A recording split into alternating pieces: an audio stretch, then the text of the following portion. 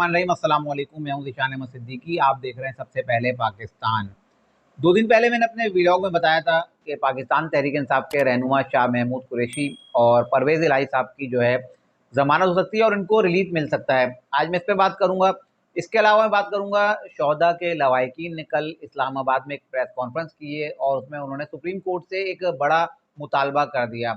इसके अलावा बात करूंगा फैज़ हमीद साहब की, कि फैज़ हमीद साहब के खिलाफ जो है एक शहरी दरख्वास्त लेके पहुंचे हैं सुप्रीम कोर्ट में, और सुप्रीम कोर्ट में 3 रुकनी बेंच ने जो है उसकी समाअत की है। पहले मैं फैज़ हमीद साहब पे ही आता हूँ।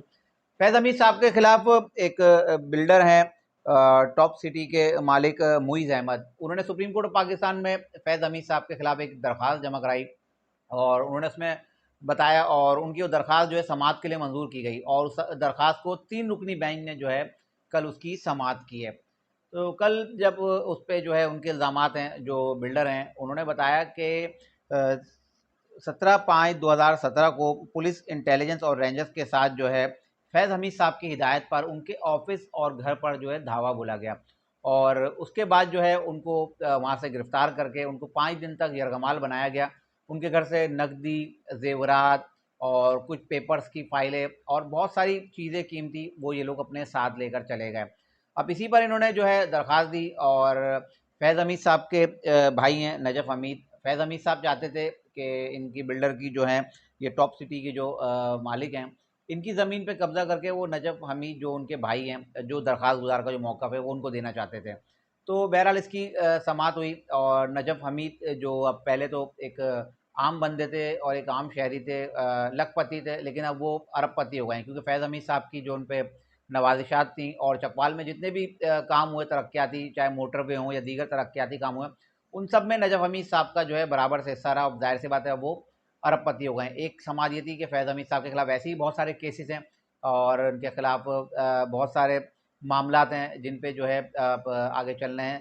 तो मामलात तो अब ये एक और दरख्वास्त है, ये एक और फ़रीक है जो फैज़ हमीद साहब के लिए मंजरेआम पे आए हैं, क्योंकि फैज़ हमीद साहब के खिलाफ बहुत सारी कार्रवाइयाँ होनी हैं और एक बिज़नेस टाइकून है एक बड़े, उनके खिलाफ भी कार्रवाई होनी है। तो ये उन्हीं के साथी थे। तो अब फैज़ हमीद साहब के लिए भी जो है मुश्किलात पैदा हो सकती हैं इस दरख्वास्त के बाद। बहरहाल इसके अलावा बात कर रहा था कि इस्लामाबाद में शोहदा के लवाहिकीन ने कल इस्लामाबाद में एक प्रेस कॉन्फ्रेंस की और उन्होंने सुप्रीम कोर्ट ऑफ पाकिस्तान से मुतालबा किया कि 9 मई के मुल्ज़िमान का ट्रायल जो है फ़ौजी अदालतों में होना चाहिए।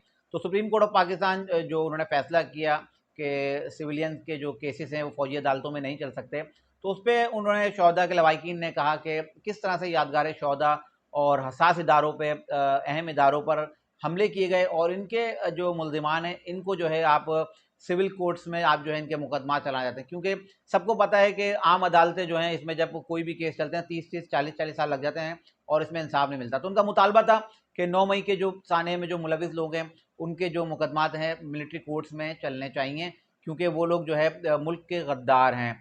अब मुझे लगता है ये है कि सुप्रीम कोर्ट ऑफ पाकिस्तान में ये जा रहे हैं तमाम लवाहिकीन और पीर को जो है ये जाके सुप्रीम कोर्ट ऑफ पाकिस्तान में दरख्वास्त दायर करेंगे। मुझे लगता है कि दरख्वास्त जो है समाअत के लिए मंजूर हो जाएगी और उसके बाद पहले 5 रुकनी बेंच ने ये इस केस की समाअत की थी और उन्होंने जो है इसके खिलाफ फैसला दिया था कि जो है आम शहरी जो है सिविलियंस का जो है मुकदमा जो है फौजी अदालतों में नहीं चल सकते। तो अब लगता यही है कि इस पर दोबारा समाअत होगी, फुल कोर्ट बेंच बनेगा और लगता यही है कि अब जो दीगर जो मामला हैं 9 मई के जो मुकदमात हैं वो अब फौजी अदालतों में ही चलेंगे। इसी से जुड़ी एक खबर मैं जो बता रहा था शाह महमूद कुरैशी साहब के हवाले से, पहले मैं बताता हूँ कि एक अहम कारिंदा लाहौर से गिरफ्तार हुआ है पाकिस्तान तहरीक इंसाफ का, जो कोर कमांडर हाउस पर हमले में मुलविस था, जिसने सबसे पहले जाके वहाँ आग लगाई और लोगों को इश्तियाल दिलाया। इसका नाम है अल्ताफ़ महमूद और अल्ताफ़ महमूद ने ये बता दिया वो किससे राब्ते में था। अल्ताफ़ महमूद राब्ते में थे ज़ुबैर नियाज़ी के, और ज़ुबैर नियाज़ी जो है लाहौर के जो है जनरल सेक्रेटरी थे पाकिस्तान तहरीक इंसाफ के। अब ज़ुबैर नियाज़ी ने भी बता दिया और ज़ाहिर सी बात है मुलविस थे। अब जो ज़ुबैर नियाज़ी हैं, ये इनके हवाले से 2 खबरें, एक तो ये कि शायद ये पुलिस की कस्टडी में है या ये मफरूर हैं।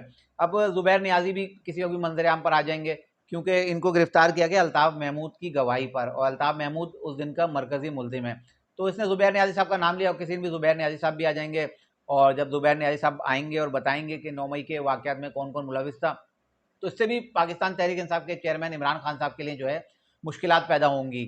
और मैंने बता दिया शोहदा के लवाहिकीन भी जा रहे हैं, वो कह रहे हैं 9 मई के जो जितने मुल्ज़िमान हैं उनके जो ट्रायल जो है फ़ौजी अदालतों में होने चाहिए, क्योंकि फ़ौजी अदालतों में फ़ौरी सज़ा और जज़ा का जो है अमल होता है।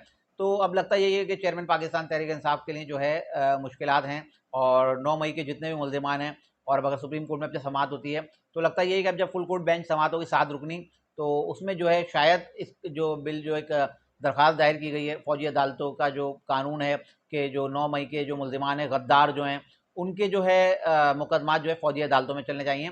तो शायद होता है फुल कोर्ट बेंच इस केस पर जब समाअत करे, तो हो सकता है शायद इसको मंजूर कर लिया है।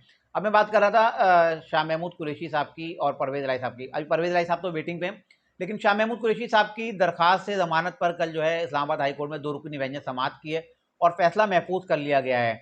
और ये फैसला क्या होगा, मैंने बताया था आपको कि शाह महमूद कुरैशी साहब को रिलीफ मिल सकता है। अब क्योंकि दूसरी तरफ पाकिस्तान मुस्लिम लीग नून के लोगों का बयान भी आ गया है कि पाकिस्तान तहरीक इंसाफ से बात हो सकती है, लेकिन माइनस इमरान खान और 9 मई के वाक़यात में जो लोग मुलविस हैं, उन सबको माइनस करके जो है पाकिस्तान तहरीक इंसाफ से बात हो सकती है। अब लगता यही है कि शाह महमूद कुरैशी साहब की जो दरख्वास्त ज़मानत पर फैसला महफूज किया गया है, मुझे लगता यही है कि शाह महमूद कुरैशी साहब को शायद ज़मानत मिल जाए, और उसके बाद वो आकर 9 मई के वाक़े से लाताल्लुकी का ऐलान करें, इमरान खान से जो है लाताल्लुकी का ऐलान करें, और उसके बाद वो जो पाकिस्तान तहरीक इंसाफ को लीड करें, क्योंकि ज़ाहिर सी बात है अभी चलना है ना मामला, अभी इलेक्शन के टिकट्स देने हैं और इलेक्शन होने हैं, पाकिस्तान तहरीक इंसाफ को सीटें भी मिलनी है। मैंने ये बात भी पहले बताई है कि 35 से 40 सीटें जो है तकरीबन पाकिस्तान तहरीक इंसाफ को जो है मिलेंगी। तो अब अपोजिशन लीडर भी चाहिए कौमी असेंबली में। तो लगता यही है कि शाह महमूद कुरैशी साहब को अब रिलीफ मिलेगा, और हो सकता है उनकी जल्द ज़मानत हो जाए, और उसके बाद वो पाकिस्तान तहरीक इंसाफ को लीड करें, और आइंदा जब इलेक्शन हो तो उसमें जो टिकट की बंदरबाट होगी और जब असेंबलियाँ बनेंगी, तो उसमें शाह महमूद कुरैशी साहब हो सकता है अपोजिशन लीडर का किरदार भी अदा करें। तो ये थी आज की कुछ खबरें जिसके साथ मैं हाजिर हुआ था। इंशाल्लाह मज़ीद खबरों और नई तजज़िये के साथ फिर हाजिर होता हूँ, तब तक के लिए इजाज़त दीजिए। अल्लाह हाफ़िज़।